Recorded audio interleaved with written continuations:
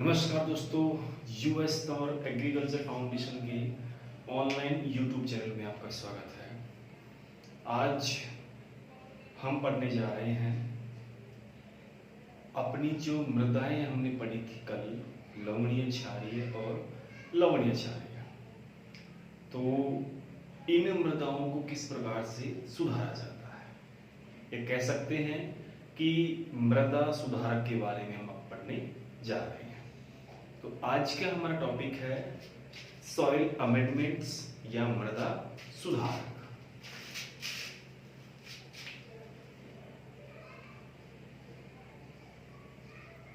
मृदा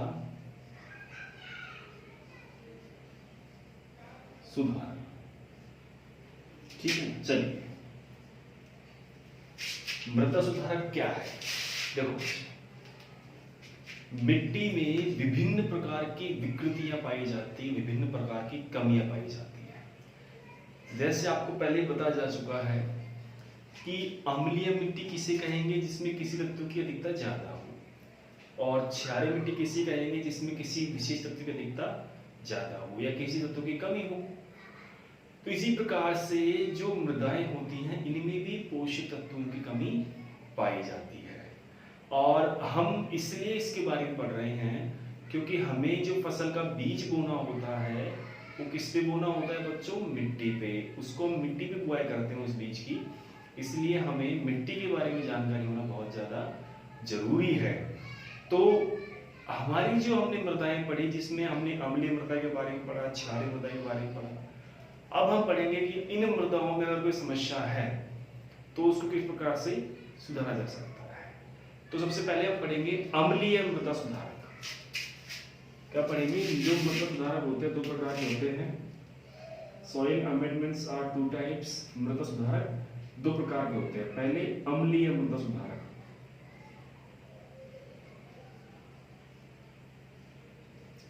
अम्लीय मृदा सुधारक।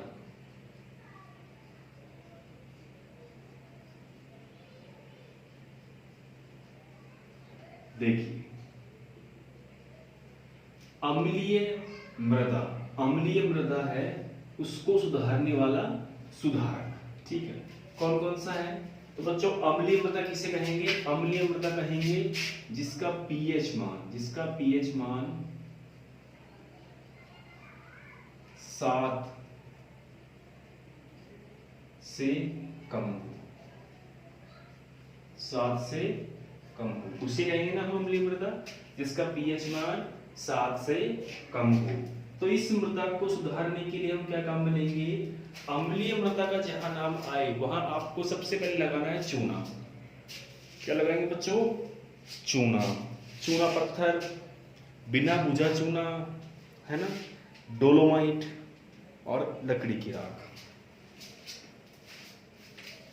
चूना लेते हैं, इसमें पहले लिखो चूना। चूना में बिना बुझा चूना,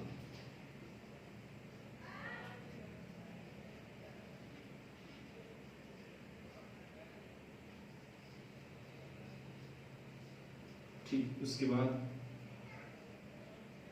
डोलोमाइट,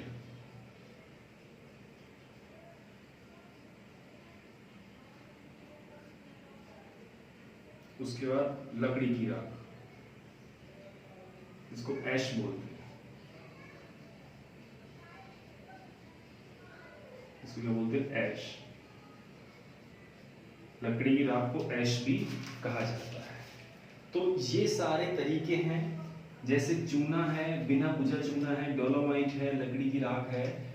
इन सभी का उपयोग अगर हम हमारी अम्लीय मृदा में करते हैं, इन सभी जो सुधारक हैं, इन सभी का उपयोग अगर हमारी अम्लीय मृदा में करते हैं तो हमारी मृदा की जो अम्लीय स्थिति है उसमें सुधार होगा, अम्लीय स्थिति काफी कम हो जाएगी, है ना। तो इसलिए अम्लीय मिट्टी में ये काम में लेंगे। दूसरा आता है क्षारीय मिट्टी, है ना। दूसरा आता है क्षारीय मिट्टी। क्षारीय मिट्टी में जिप्सम, इसके अलावा सुपर फास्फेट, है ना, जिप्सम, इसके अलावा सुपर फास्फेट। अम्लीय लिख लिया आपने, ठीक है। दूसरा लिखते हैं क्षारीय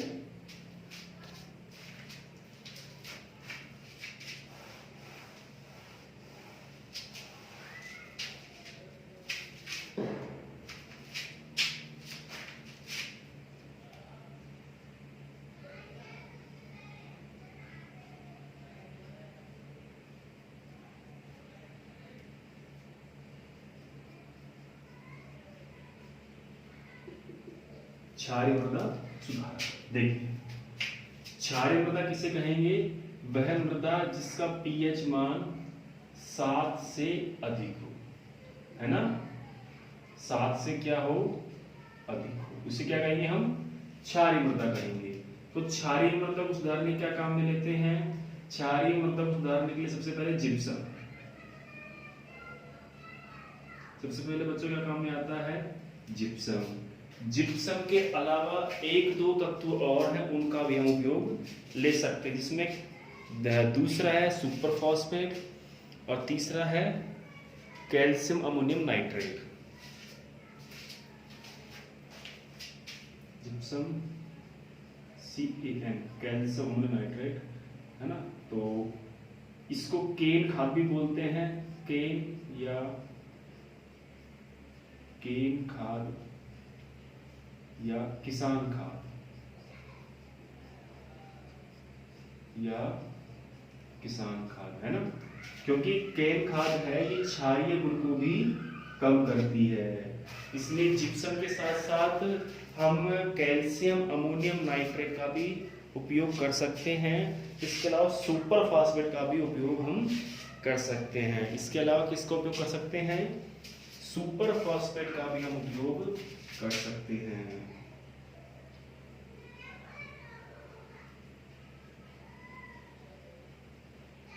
सुपर फास्फेट का भी हम उपयोग कर सकते हैं।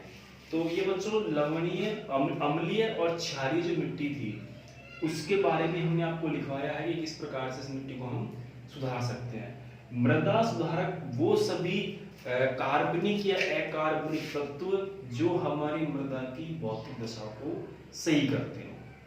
अगर मृदा सुधारक की परिभाषा के बारे में आपको जानकारी लेनी है तो इसके बारे में यही है कि वे सभी कार्बनिक और अकार्बनिक तत्व जो कि हमारी मिट्टी की फिजिकल स्थिति या भौतिक स्थिति को सही करता हो, उसे हम क्या कहेंगे? मृदा सुधारक कहेंगे, है ना। तो अम्लीय मृदा को मैंने बताया कि आपको चूना, चूने से बनने वाले समस्त, डोलोमाइट और लकड़ी की राख, है ना। तो ये क्या हो गया हमारा अम्लीय मृदा के लिए। क्षारीय मृदा के लिए सबसे पहला जिप्सम, दूसरा केन खाद, किसान खाद, और तीसरा जो है वो है सुपर फॉस्फेट। तो इसका भी हम उपयोग कर सकते हैं, ठीक है ना।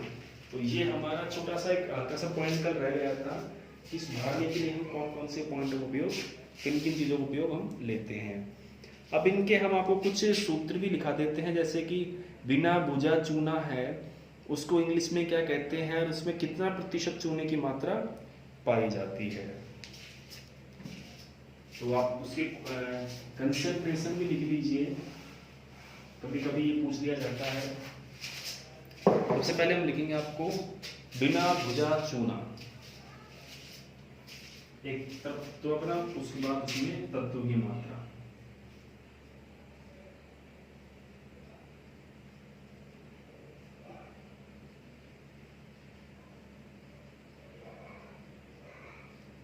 इधर तत्व की मात्रा,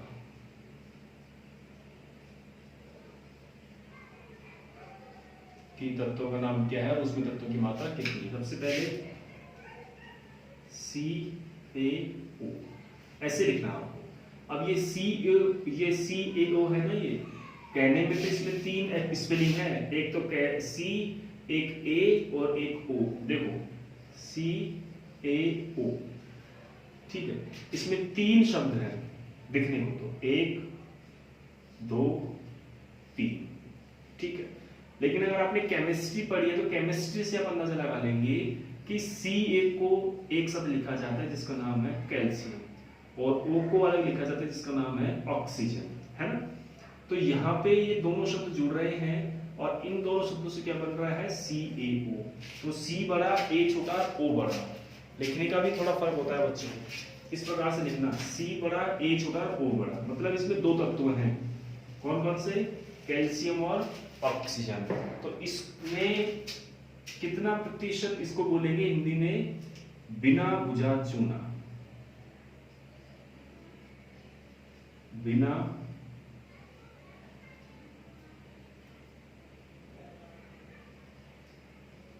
भुजा चूना, है ना। इसमें तत्व कौन सा पाया जाता है? नाम ये कैल्शियम ऑक्साइड। जब नाम ही देखो आप कैल्शियम ऑक्साइड है, इसमें कितना कौन तत्व कौन सा मिलेगा? कैल्शियम। कैल्शियम ऑक्साइड नाम है इसलिए इसमें तत्व कौन सा मिलेगा, कैल्शियम। तो कैल्शियम की मात्रा कितनी पाई जाती है इसमें, तो बच्चों बिना बुझे चूने में कैल्शियम की मात्रा 70% पाई जाती है। इसका विशेष ध्यान रखें आप, ये प्रश्न कई बार पूछ लिया जाता है। सबको पता है कि लवण अम्लीय जो मृदा है उसको सुधारने के लिए चूना काम में लेते हैं, लेकिन ये नहीं पता कि बिना बुझा चूने में कैल्शियम की मात्रा कितनी होती है ना। तो ये फिर चूना पत्थर भी कह सकते हो। अम्लीय मृदा को सुधारने के लिए चूना पत्थर भी काम में लिया जाता है। क्या काम में लिया जाता है, चूना पत्थर। तो चूने पत्थर में क्या पाया जाता है, कैल्शियम पाया जाता है। तो कैल्शियम अगर हम बिना बुझा चूना लेंगे, जिसको बोलते हैं कंटा, जो कलर करते हैं ना, कलर करते हैं पहले ग्रामीण क्षेत्रों में कलर करने के लिए कड़ी काम में लेते थे, है ना। तो कड़ी को एक रात पहले हम भिगोते थे किसी टंकी वगैरह में। तो जैसे हम उसमें पहले तो पाउडर आता था वो डालते थे और फिर पानी, तो पानी डालने के बाद वो उकलता था ऐसे, तो मतलब वो जल जाता था वो, और जल करके बुझ जाता था। तो वो होता है बुझा हुआ चूना। लेकिन जो हम कड़ी डाल रहे हैं सीधी साबुत, तो वो है बिना बुझा चूना। तो जब हम पानी ऐड करेंगे तो उसमें कैल्शियम की मात्रा कम हो जाएगी। ये बिल्कुल शुद्ध है जिसमें कैल्शियम ज्यादा मात्रा में है, इसलिए बिना बुझा चूने में कैल्शियम कितना मिलेगा, 70% कैल्शियम की मात्रा रहेगी। उसके बाद भुजा हुआ चूना, है ना, उसके बाद क्या आएगा, भुजा हुआ चूना।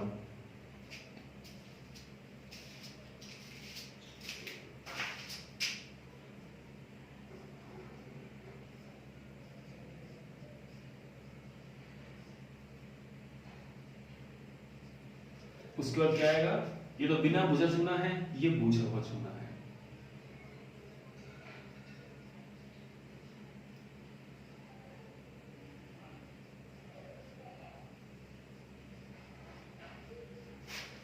इसमें हमने जल ऐड कर दिया है, इसलिए अब जल ऐड करने पर, जैसे कि मैंने आपको बताया कि एक गिलास पानी में 1 चम्मच हम चीनी डालेंगे तो मीठा सही लगेगा, लेकिन उसमें हम पानी की मात्रा बढ़ाएंगे, सॉल्वेंट की मात्रा बढ़ाएंगे, तो मिठास कम होती चली जाएगी, है ना।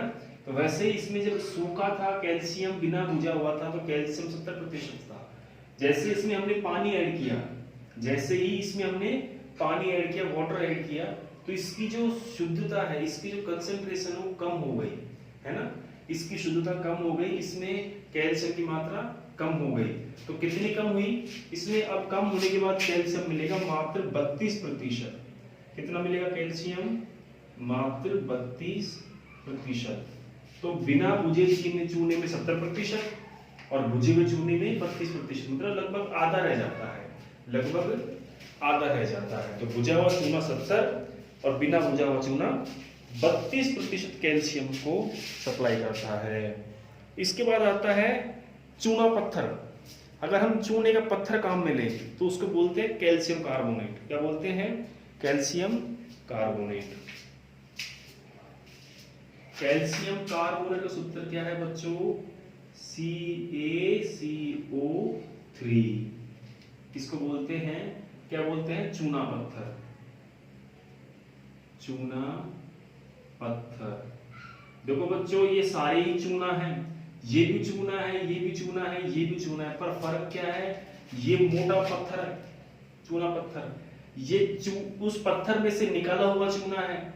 पत्थर में से जैसे हम पहाड़ में से मार्बल निकालते हैं ना, तो वैसे ये तो मोटा पत्थर है, इसमें से हमने चूना निकाल लिया, तो इसलिए चूने की मात्रा बिना भुजे में कैल्शियम की मात्रा 70%, और फिर इसको हमने भिजो दिया तो कितनी रह गई, 32%।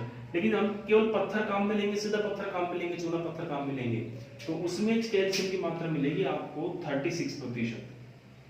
कैल्शियम की मात्रा 36% मिलेगी। कितनी, 36% जो मात्रा मिलेगी, किसकी मिलेगी बच्चों, कैल्शियम की मिलेगी। किसमें मिलेगी, चूना पत्थर में। किसमें मिलेगी, चूना पत्थर में। अब आता है आपका दूसरा कि साहब अम्लीय मृदाओं को तो चूना से सुधार लिया, क्षारीय मृदाओं को किससे सुधारेंगे, तो बच्चों क्षारीय मृदाओं को हम सुधारेंगे जिप्सम से। किससे सुधारेंगे बच्चों, जिप्सम से। तो जिप्सम का सूत्र CaSO4.2H2। कभी कभी सूत्र पूछ दिया जाता है। ये तो हो गया अम्लीय मृदाओं के लिए, है ना। अब आएगा जिप्सम। जिप्सम का उपयोग क्षारीय मृदाओं के लिए होता है। तो इसका सूत्र लिखो आप जिप्सम का Ca, है ना। जो सूत्र लिखेंगे उसमें कैल्शियम जो होगा, कैल्शियम और सल्फर, इसलिए CaSO4, इसमें तत्व दो मिलेंगे, कैल्शियम और सल्फर। तो सूत्र इसका CaSO4 डॉट 2H2O, ये इसका सूत्र है। CaSO4 डॉट 2H2O, इसको बोलेंगे जिप्सम। क्या बोलेंगे बच्चों इसको? जिप्सम। अब देखिए कुछ बच्चे कह रहे हैं कि सर ये जिप्सम में डॉट लगना जरूरी है क्या? कई ऑप्शनों में क्या आता है, सीधा ही CaSO4 2H2O ऐसा आ जाता है डायरेक्ट, वहां पे इस डॉट को उपयोग नहीं होता। तो डॉट आप लगा भी सकते हो, डॉट नहीं भी लगा सकते, कोई दिक्कत नहीं है, लेकिन डॉट लगाओगे तो ज्यादा सही निकलेगा, डॉट नहीं लगाओगे तब भी कोई दिक्कत नहीं है। सूत्र यही होगा इसका CaSO4 डॉट 2H2O। आपको तो याद पूरा करना है, सही रूप ये है, पर कभी कभी इस डॉट को हटा भी देते हैं और इस प्रकार इसको लिख देते हैं, लेकिन आप तो इसको सही रूप में याद करो, CaSO4 डॉट 2H2O। तो बच्चों जिप्सम में कैल्शियम और सल्फर पाया जाता है। क्या पाया जाता है? कैल्शियम और सल्फर। कैल्शियम की मात्रा होती है 18 से 23% और सल्फर की मात्रा 13 से 18%। इसको आप सिस्टमेटिकली लिखो। सबसे पहले लिखो सल्फर, सल्फर की मात्रा 13 से 18% और कैल्शियम की मात्रा 18 से, जो आपकी जाएगा 18 जो हम लेंगे वो स्टार्टिंग रेंज लेंगे, स्टार्टिंग रेंज रहेगी और लास्ट में रहेगा आपका 23%। कितना रहेगा लास्ट में? 23%। इनको बच्चों आप साथ के साथ लिखते जाओ, सल्फर 13 से 18% और कैल्शियम 18 से 23%, इसमें तत्व पाए जाएंगे। जिप्सम में तत्व कौन कौन से पाए जाते हैं? अगर आपको जिप्सम का फॉर्मूला याद है तो आप ऑटोमेटिक दिमाग लगा लेंगे कि जिप्सम में तत्व दो ही हैं, कैल्शियम सल्फेट। कैल्शियम मतलब चूना, सल्फेट यानी सल्फर। तो सल्फर की मात्रा 13 से 18%, चूने की मात्रा 18 से 23%। आप अगर एक डिजिट याद करना हो तो सल्फर 18 और कैल्शियम 23% इसमें पाया जाता है। तो इसलिए जिप्सम बहुत ज्यादा जरूरी आवश्यक चीज है और चूना भी आवश्यक, इसलिए आपको ये चीजें याद होना बहुत जरूरी है। ये मृदा के मुख्य सुधारक है बच्चों, ये इनसे ही मृदा में सुधार होता है। ठीक है, नेक्स्ट अगला है हमारा डोलोमाइट। कौन सा है? डोलोमाइट। डोलोमाइट जो लेंगे उसमें कैल्शियम और मैग्नीशियम मिलेगा। क्या मिलेगा बच्चों? कैल्शियम और मैग्नीशियम। कैल्शियम मिलेगा 21.73, मैग्नीशियम मिलेगा 13.8। डोलोमाइट। नेक्स्ट जो है वो है डोलोमाइट।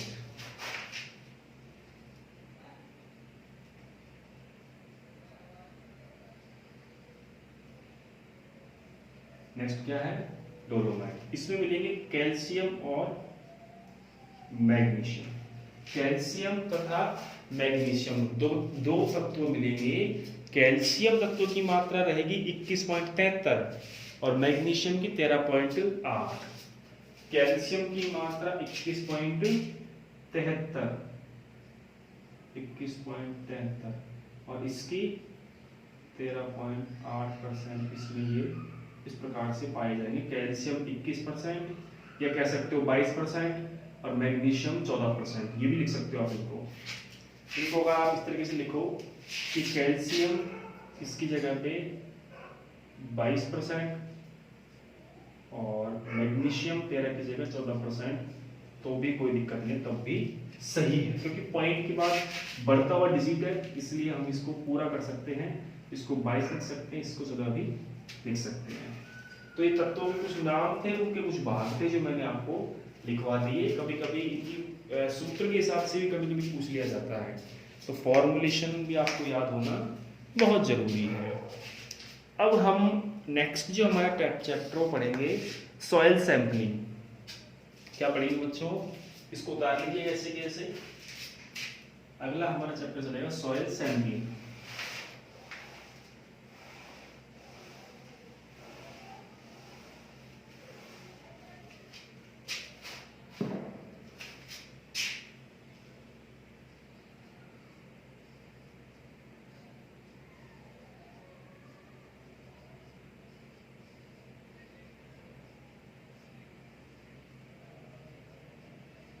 इंग्लिश में सॉइल सैंपलिंग,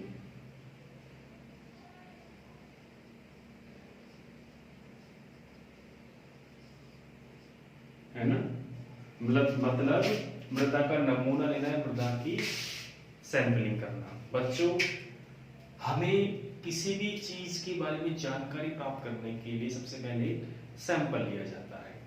जैसे कोरोना की जांच करने के लिए हमें क्या करना पड़ेगा, पहले ब्लड का सैंपल लेना पड़ेगा, कितना इसमें शुगर है, कितना इसका प्लेटलेट है, ठीक है, कौन सा ब्लड ग्रुप है, इसके खून में कोई अशुद्धि तो नहीं है, तो इसके लिए सैंपल लिया जाता है। वैसे मिट्टी में जब हम फसल को बोएंगे तो मिट्टी में पोषक तत्वों की जांच करने के लिए या मिट्टी का गुण अम्लीय है कि क्षारीय है, इसकी जांच करने के लिए सबसे पहले नमूना लिया जाता है, सबसे पहले सैंपलिंग ली जाती है।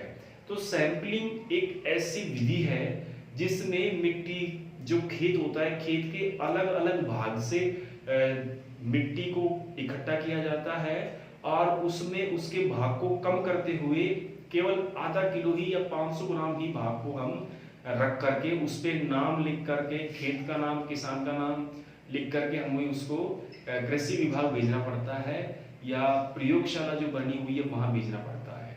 और वर्तमान में जितने भी राजीव गांधी केंद्र हैं, जितने भी राजीव गांधी केंद्र जो आपके गांव में बने हुए हैं, उन सभी में मृदा परीक्षण प्रयोगशाला बनी हुई है। आप देखना, कई जगह मैंने देखा है कि किसान सेवा केंद्र, जिसको बोलते हैं किसान सेवा केंद्र बना हुआ है, वहां पे सॉइल की जांच हो रही है। और भी प्राइवेट कंपनियां भी सॉइल की लैब डाल रही हैं अलग अलग गाँव में। तो उनका मतलब यही है कि पहले मिट्टी का हम नमूना लें और उसमें पाए जाने वाले पोषक तत्वों की हम जांच करें, उसी के आधार पे हम आने वाली जो फसल है उसका चुनाव करेंगे और उसी के आधार पर हम फर्टिलाइजर, जिसको बोलते हैं उर्वरक एवं खाद का हम निर्धारण करेंगे। तो चलिए बच्चों, अब हम जो हमारी विधि है उसके बारे में पढ़ते हैं। तो बच्चों, इसमें 3 प्रकार की विधियों का हम चर्चा करेंगे। सबसे पहली सामान्य भूमि, दूसरी ऊसर भूमि और तीसरी बगीचे की भूमि, है ना। सामान्य भूमि में नमूना हम कैसे लेंगे, मान लीजिए हमारी मिट्टी ऊसर है तो उसके लिए हम कैसे लेंगे, और हम अगर बगीचा हमें लगाना है तो उसके लिए हम कैसे लेंगे। तो चलिए बच्चों, इनके बारे में पढ़ते हैं। चलिए, सबसे पहले हम पढ़ेंगे कि नमूना लेने की विधियां। इसकी विधियां कौन कौन सी हैं। सबसे पहले सामान्य, दूसरी ऊसर और तीसरी बागवानी या बगीचा। देखिए, सामान्य खेती के लिए हमें अगर खेत का उपयोग कर रहे हैं तो नमूना अलग लेंगे। ऊसर मिट्टी अगर है तो ऊसर मिट्टी में नमूना अलग लेंगे, और बगीचा है तो बगीचे के लिए नमूना हम अलग लेंगे। तो बच्चों, सबसे पहले हम पढ़ते हैं सामान्य खेती के बारे में। सामान्य खेती में हम नमूना लेंगे तो इसलिए हमें क्या करना पड़ेगा, सामान्य खेती का नमूना लेंगे तो हमें सबसे पहले खेत में से, जो हमारा खेत है उस खेत में से 15 से 20 जगहों से 15 से 20 जगहों से 6 सेंटीमीटर की गहराई पर वी आकृति, कैसी आकृति, वी आकृति के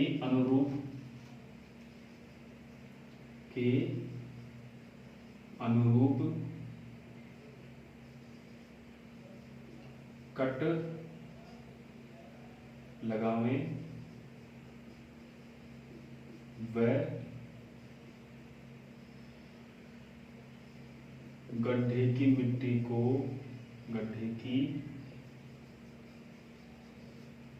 को बाहर निकालें,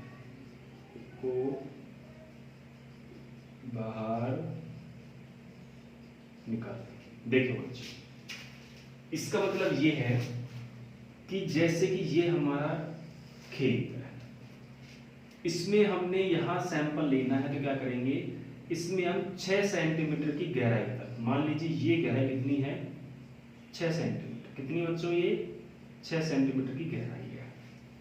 तो इसकी गहराई तक हम क्या करेंगे, इसमें वी शेप कट लगाएंगे, ऐसे ऐसे कट लगाएंगे। तो ये कितना हो गया 6 सेंटीमीटर हो गया।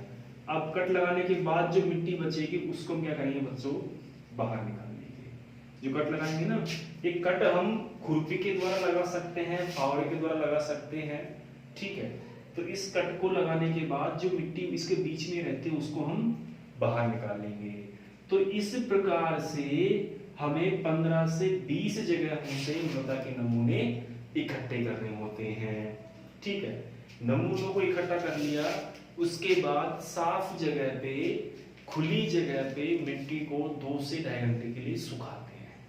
खुली जगह पे मिट्टी को 2 से 2.5 घंटे के लिए छाया में सुखाते हैं।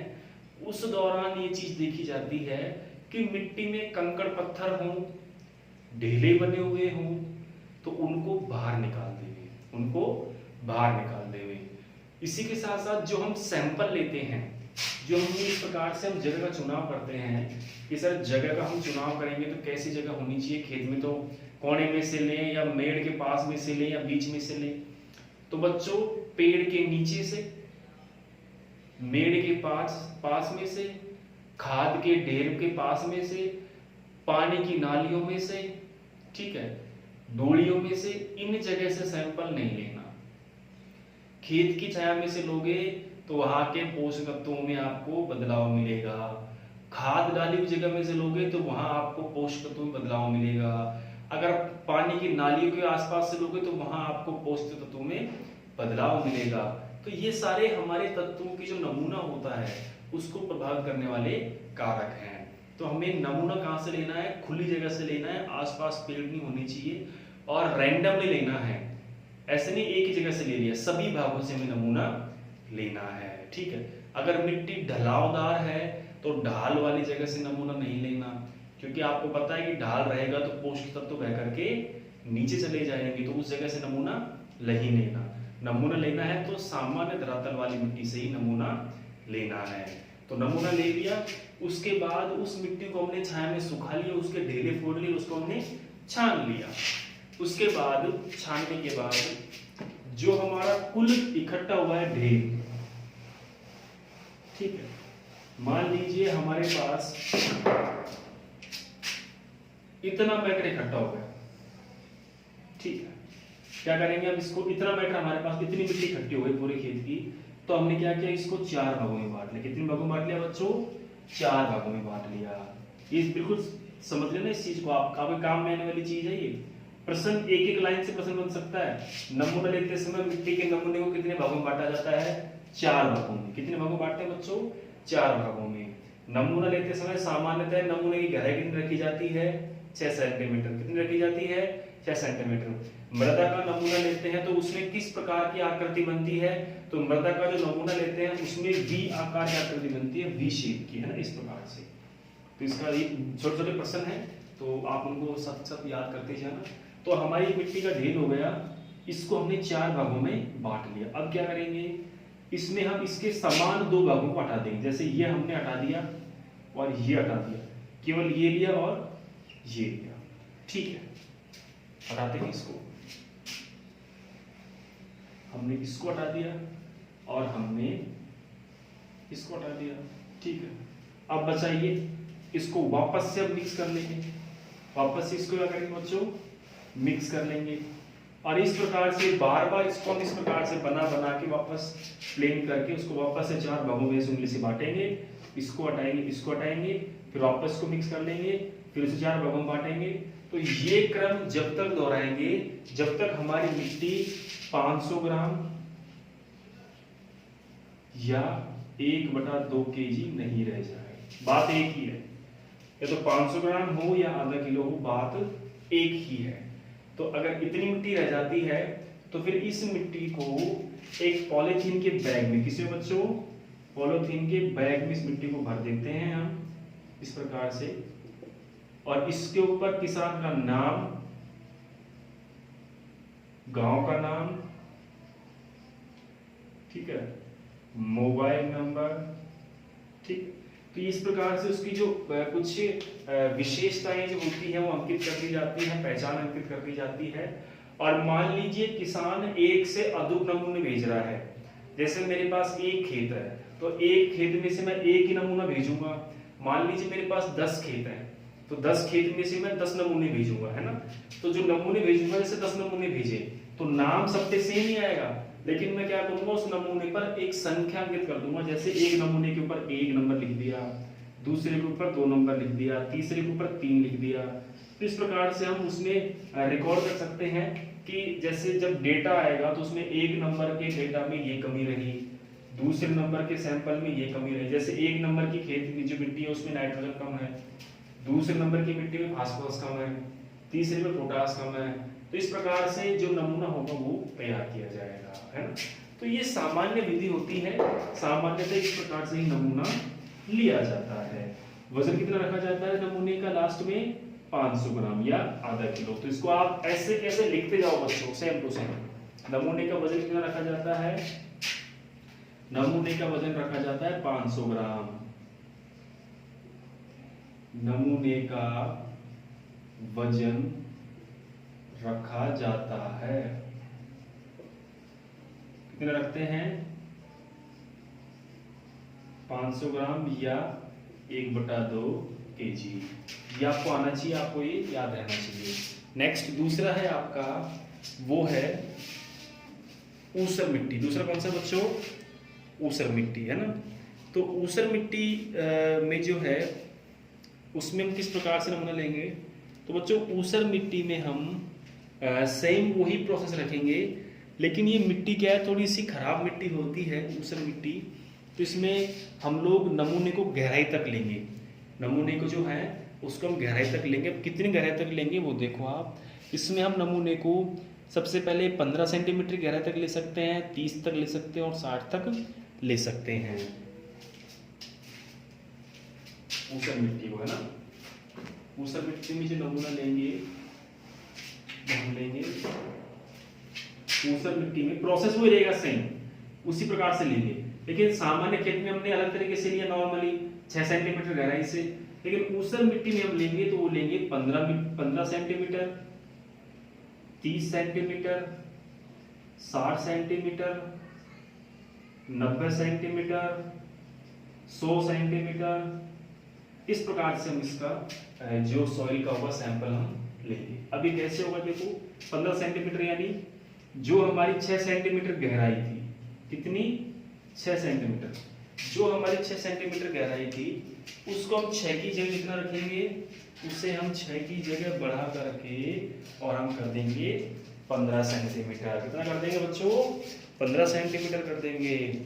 और अगर हमें और गहराई से लेना है तो क्या करेंगे, उसको हम 30 सेंटीमीटर कर देंगे। अगर और गहराई से लेना है तो उसे क्या करेंगे, हम 60 सेंटीमीटर कर देंगे। और गहराई से लेना है तो उसे क्या करेंगे, हम 90 सेंटीमीटर कर देंगे।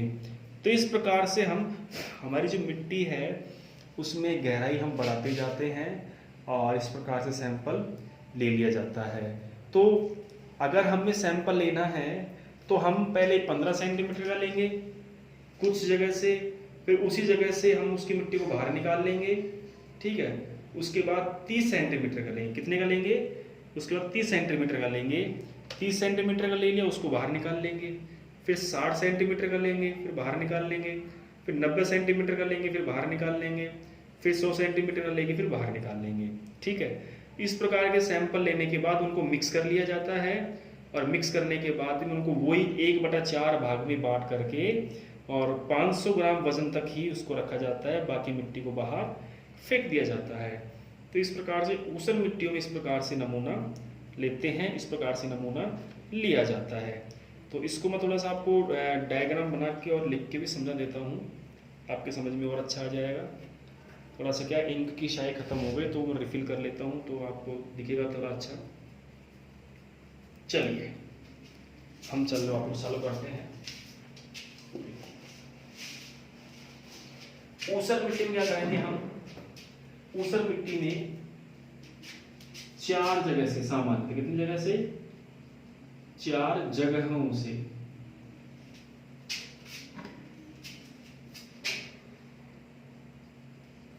4 जगहों से क्या लेते हैं, नमूना लेते हैं।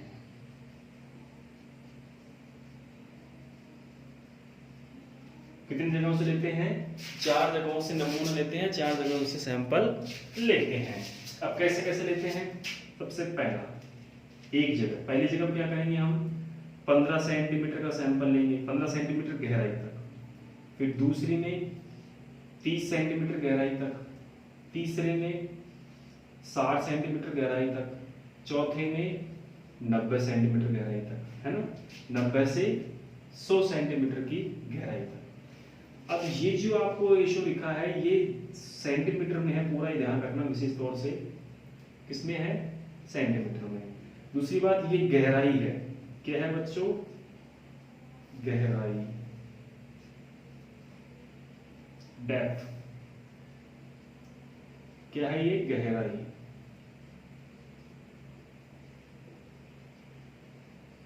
कि हम लोग पहले 15 सेंटीमीटर से हम सैंपल लेंगे, उसको निकाल लेंगे अलग, उसके बाद वापस से हम उसमें अपना ओगर डालेंगे, फिर 30 सेंटीमीटर से लेंगे, मतलब 15 तो हमने ले लिया, फिर 30 तक दबाएंगे उसको, फिर उसको निकाल कर अलग रख लेंगे, उसके बाद फिर हम उसमें वापस डालेंगे 60 तक दबाएंगे, फिर 60 तक निकाल कर अलग रख लेंगे, उसके बाद उसी गड्ढे में वापस 90 सेंटीमीटर तक लेंगे, तो उसको निकाल के अलग कर लेंगे।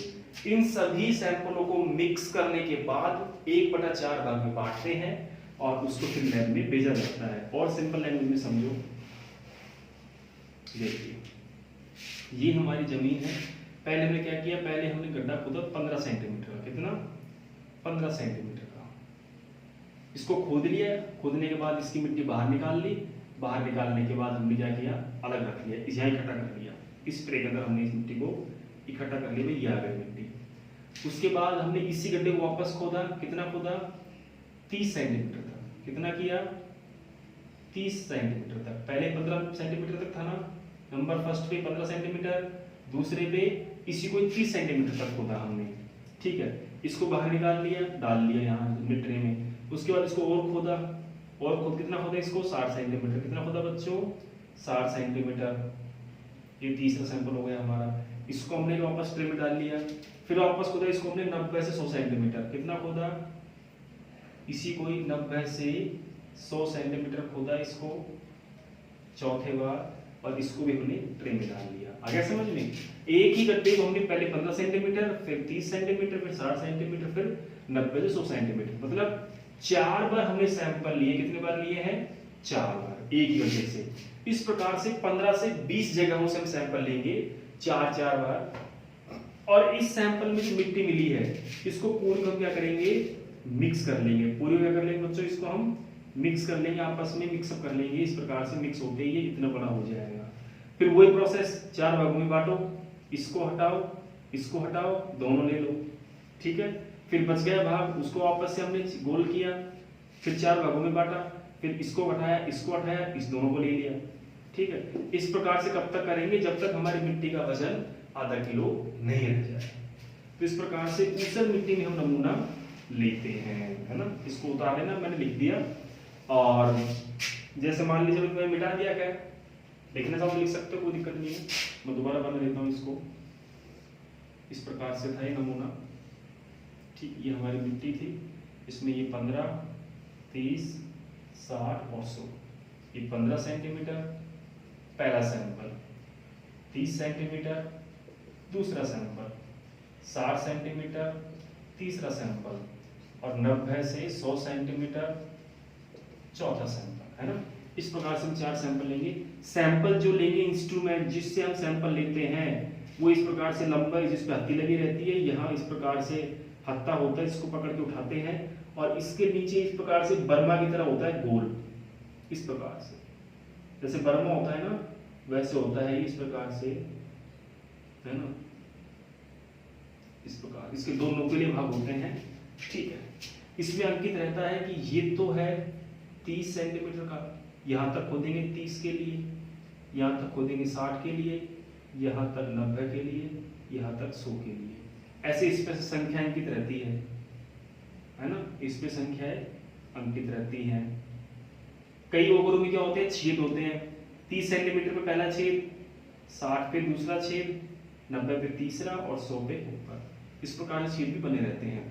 तो इसको हम क्या करेंगे, इसको उठा करके ऐसे हम इसको ऐसे के इसमें डालेंगे, घुमाएंगे, तो घुमाते ही 15 सेंटीमीटर तक आएगा ना, 15 सेंटीमीटर तक आएगा, तो यहाँ पे इसका छेद आ जाएगा पहला, उस मिट्टी को निकाल लेंगे, ट्रे में डाल लेंगे, उसके बाद वापस से इसको डाल के घुमाएंगे तो नीचे घूमेगा, तो यहाँ दूसरा छेद आ जाएगा, दूसरा पहला नंबर कंप्लीट, ठीक है। दूसरा आते ही दूसरी यहाँ तक आ जाएगा, फिर ये अंदर चला जाएगा, इसकी मिट्टी को निकाल लेंगे, फिर वापस इसको डालेंगे, फिर तीसरे छेद तक इसको घुमाएंगे, यहाँ तक मिट्टी निकाल लेंगे, चौथे तक घुमाएंगे, पूरा अंदर डाल देंगे, इसकी मिट्टी को हम बाहर डालने के बाद निकाल लेंगे, उसको मिक्स कर लेंगे अच्छी तरह। उसको अच्छी तरह मिक्स करने के बाद उसमें से 1/2 kg या 500 ग्राम सॉइल को ही सैंपलिंग के लिए लैब में भेजा जाता है, सैंपलिंग के लिए लैब में तैयार किया जाता है, ठीक है।